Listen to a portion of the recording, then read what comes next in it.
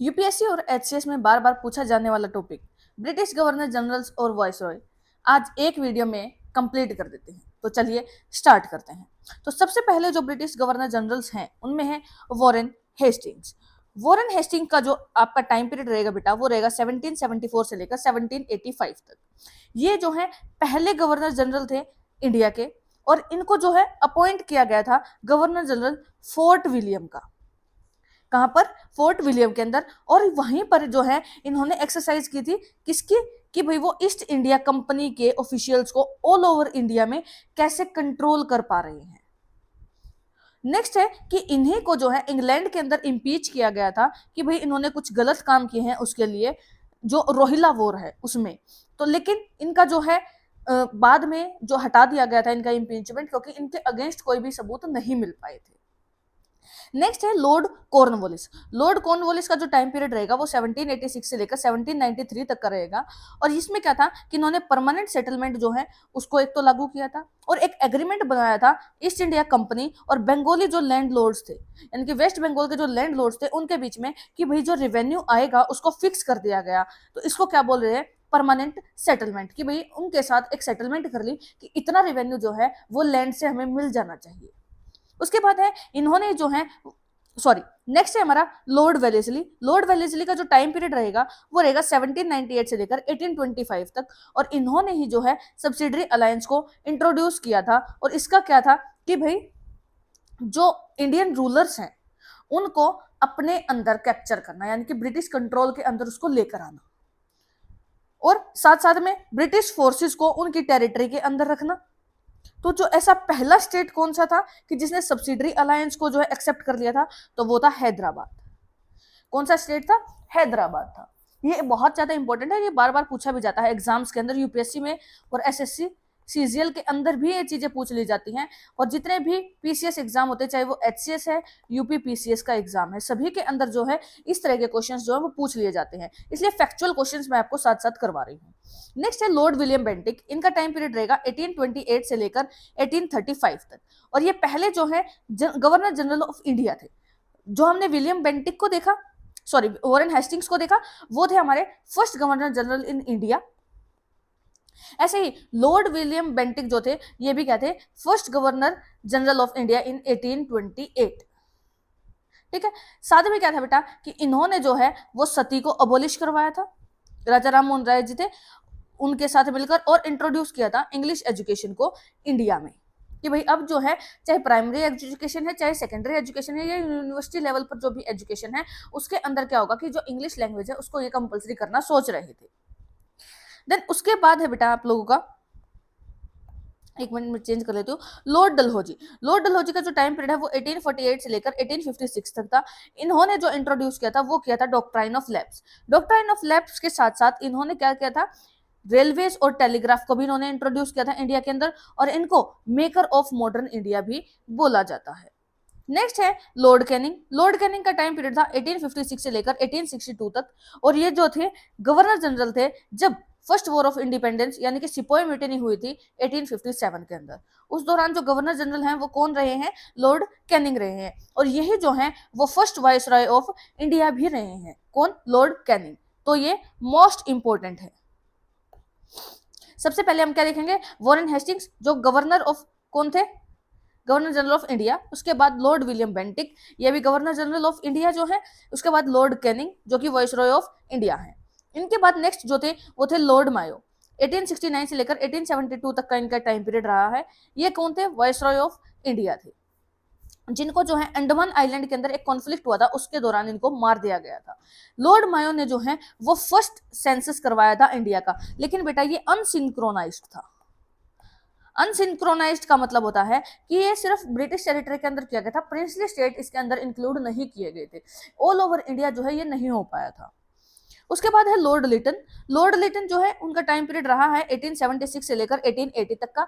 और इन्हीं के दौरान जो थे वो दिल्ली दरबार जो है वो लगाया गया था, या फिर इंपीरियल दरबार जो है वो लगाया गया था, जिसमें जो क्वीन विक्टोरिया थी उन्होंने प्रोक्लेम क्या किया था? केसर ए हिंद।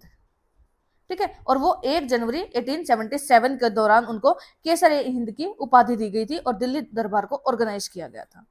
उसके बाद है next Lord Ripon. Lord Ripon का टाइम पीरियड 1880 से लेकर 1884 तक था और इन्होंने जो है डुअल सिस्टम जो थी गवर्नेंस वो इन्होंने लागू की थी।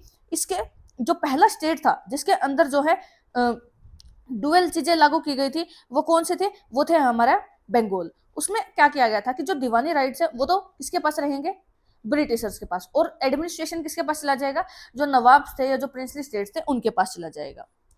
लॉर्ड रिपन के टाइम पर ही क्या था कि जो पहली कंप्लीट सिंक्रोनाइज्ड सेंसस हुई है वो कब हुई है, 1881 के अंदर, और उस दौरान जो है लॉर्ड रिपन ही वहां पर जो है हमारे वायसरॉय थे इंडिया के।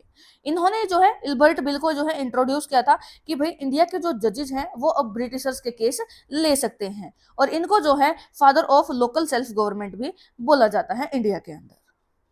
नेक्स्ट बेटा लॉर्ड डफरिन, जिनका टाइम पीरियड है 1884 से लेकर 1888 तक, और लॉर्ड डफरिन के टाइम पर ही आईएनसी की फॉर्मेशन हुई है। और किसने की है आईएनसी की फॉर्मेशन, एओ ह्यूम ने।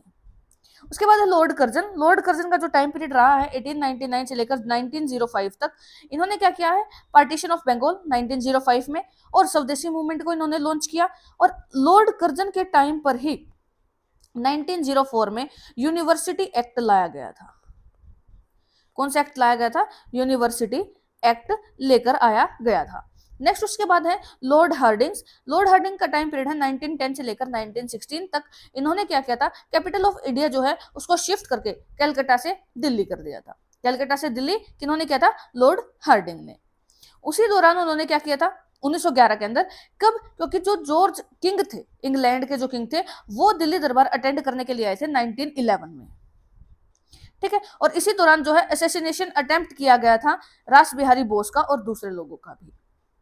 नेक्स्ट है बेटा लॉर्ड चैम्सफोर्ड। लॉर्ड चैम्सफोर्ड का जो टाइम पीरियड 1916 से लेकर 1921 तक का है, और जलियांवाला बाग जो ट्रेजेडी हुई थी वो लॉर्ड चैम्सफोर्ड थे, उन्हीं के दौरान हुई थी 1919 के अंदर।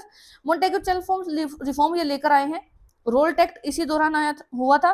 खिलाफत मूवमेंट 1920 के अंदर शुरू हुआ है। ये सारे ही जो है वो लॉर्ड चैम्सफोर्ड के दौरान ही हुए हैं। देन उसके बाद है लॉर्ड रीडिंग। लॉर्ड रीडिंग 1921 से लेकर 1926 तक, इन्हीं के दौरान जो है चोरा चोरी इंसिडेंट हुआ है 1922 के अंदर, यूपी के अंदर 1922 में। महात्मा गांधी जी जो है उनको इम्प्रिजन कर लिया गया था पहली बार इंडिया के अंदर। नेक्स्ट है लॉर्ड इरविन। लॉर्ड इरविन 1926 से लेकर 1931 तक, पहली जो राउंड टेबल कॉन्फ्रेंस है वो इनके दौरान हुई है। उसके बाद साइमन कमीशन 1927 के अंदर लाया गया था।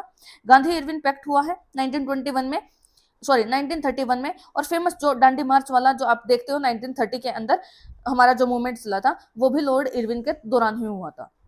उसके बाद next Lord Willingdon. Lord Willingdon 1931 से लेकर 1936 तक, सेकंड और थर्ड जो राउंड टेबल कॉन्फ्रेंस हुई है वो इन्हीं के दौरान हुई है।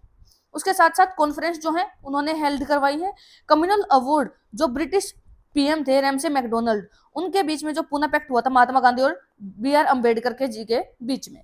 पूना पैक्ट और में क्या था कि बी आर अम्बेडकर जी ने क्या बोला था कि भाई जो गरीब लोग हैं, जो गरीब तबके से जो लोग आते हैं उनके लिए भी क्या है कि वोटिंग का जो काम है वो हो गया, तो ये बहुत अच्छा हुआ। लेकिन महात्मा गांधी जी क्या थे कि उन्होंने गरीबों को वैसे तो हरिजन बोला था, जो बिल्कुल मतलब जो गरीब लोग थे, फिर उन्होंने क्या बोला कि नहीं भाई जो वोटिंग है वो सभी को बराबर मिलना चाहिए, और गांधी जी जो है वो नाराज हो गए थे अम्बेडकर जी से। उसके बाद जो है वो जो है पूना पैक्ट हुआ था अम्बेडकर जी और महात्मा गांधी जी के बीच में।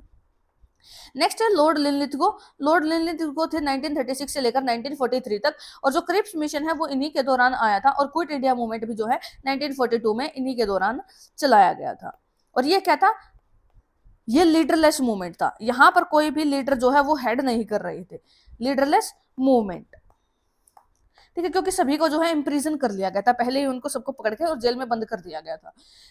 नेक्स्ट है और last Lord Wavell. Lord Wavell 1943 से लेकर 1947 तक थे। शिमला कॉन्फ्रेंस और कैबिनेट मिशन 1946 में जो है वो इन्हीं के टाइम पीरियड में हुए हैं। एंड द लास्ट जो है वो है लॉर्ड माउंटबेटन। लॉर्ड माउंटबेटन ये कौन है, first governor of independent India, first governor of independent India. और अगर इंडियन पूछ लिए जाएं तो वो थे सी आर राजगोपालाचारी।